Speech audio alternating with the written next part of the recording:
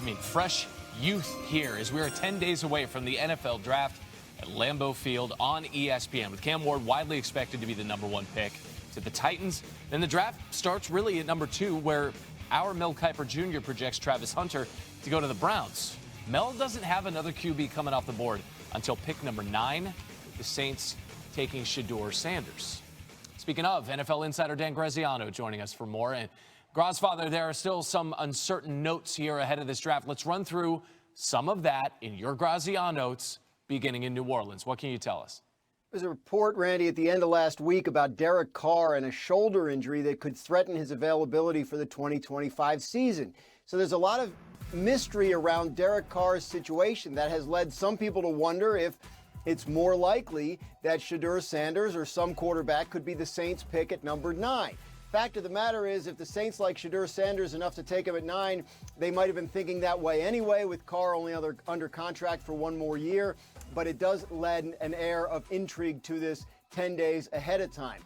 If Shedeur Sanders does not go at 9, if he's still available at 10 or in the teens, watch out for the Pittsburgh Steelers at 21 for potential to move up. They had him in for a visit late last week. They are still waiting on an answer from Aaron Rodgers, to whom they've had an offer out for some time, but they know that Aaron Rodgers is not going to be the long-term answer at quarterback, even if he does sign there.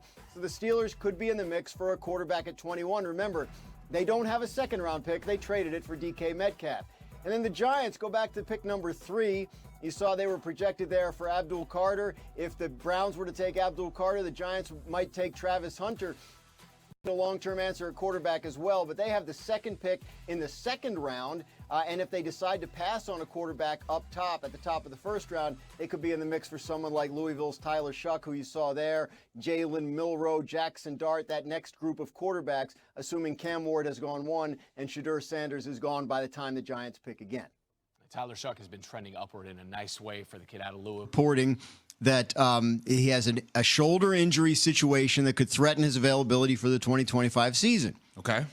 There's been nothing further from anyone. Like it's been very difficult to get information on this.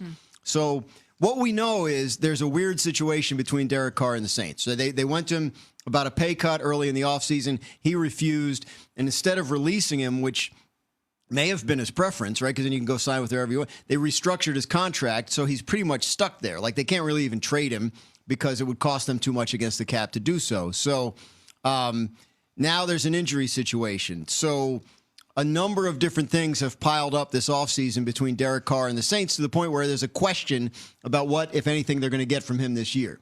So now heading into the draft, they're picking 9th. Everybody wants to see, well, what does that mean for the draft? Fact of the matter is the Saints should have been at least thinking about quarterback early in this year's draft regardless, because Carr's only going to be there 1 more year max. So at this point, we don't know. Their offseason workout program, I think, starts today.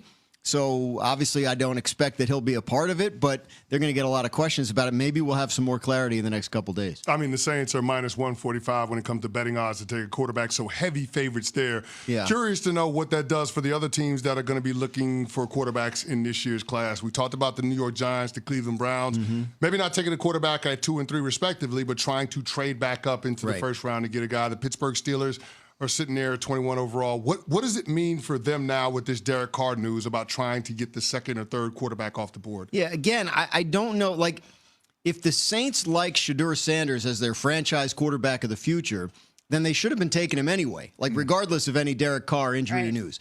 So that's the question. Do they now force a pick at #9 overall because Carr is a question mark? I would say probably not. They should probably be approaching it the same way they would have anyway.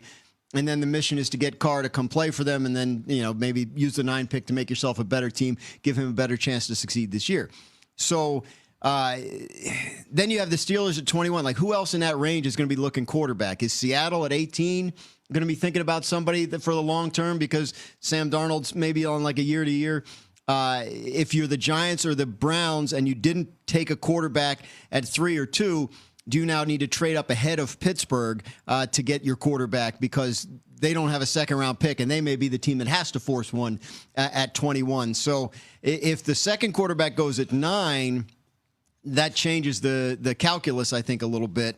If you perceive a difference between 2 and 3, right? If you have Shedeur Sanders lumped with Jackson Dart and Tyler Shuck and all these other guys, then you don't really care who goes at 9 because you have the same pool. But if you have him separate from that group and he starts falling into the teens and 20s, that may be where you see somebody try and trade up. Dan, Evan brought this up earlier in the show. Could we see maybe Aaron Rodgers now being connected to New Orleans in any way, shape, or form because he still hasn't signed? He's still out there. Yeah, possible. But I think the one thing that gives me pause there is, you hate to say this about a team in April when everyone's got hope, but I don't think the Saints look like the team, if you're Aaron Rodgers, is like, that's my shot to win a title before I'm done, right at age 41. Like, he needs to go somewhere where they has a real sort of obvious chance of winning. I think that's why Pittsburgh appeals, because they're always kind of in the mix, whereas the Saints won 5 games last year and maybe in a situation where they're actually worse. We're talking with Dan Graziano, ESPN NFL reporter here on Sportsmanlike, presented by Progressive Insurance. I know that you are on purpose presenting all the different options and angles with Derek Carr. I am, as you would expect, confused by it. Not by you, but by the Saints. I am too. Right. So I want to ask more about this because I guess, and I don't mean to be disrespectful, but why did they want him? Well, you got to have someone. Do you? Right? Yeah, well, because otherwise the center snaps the ball and it just keeps rolling. Is that a bad thing?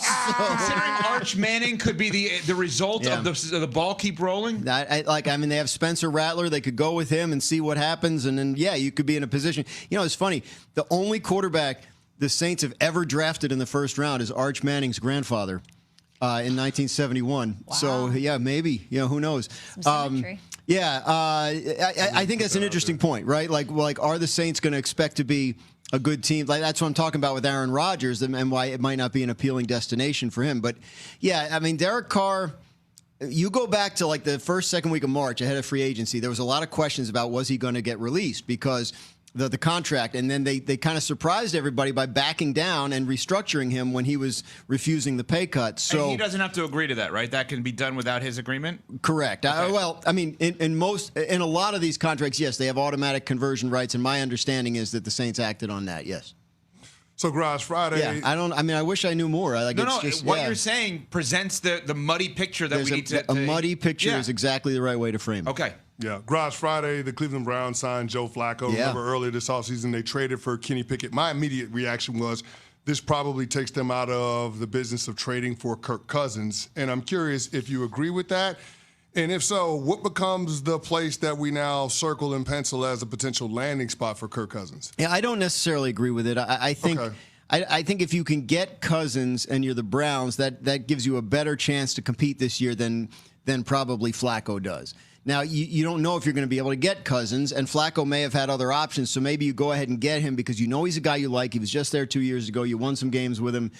It's a minimal deal. If it's not going to cost you anything to get out of it if circumstances change and Cousins becomes available. Okay. So I don't think it's necessarily tied to that. It does reflect that there's no certainty around the Cousins situation, that you don't know for a fact you're going to be able to get him, that Atlanta's going to move him, what that's going to look like, how much are they going to be willing to pay of the salary, all that stuff. So I think that was just a move, if you're Cleveland, to cover yourself because you don't really know. You don't know how the draft's going to shake out. Like if you pass on quarterback at 2, you don't know for a fact you're going to be able to get one at the top of the second round that you like. So again, just coverage, and you may be in a situation where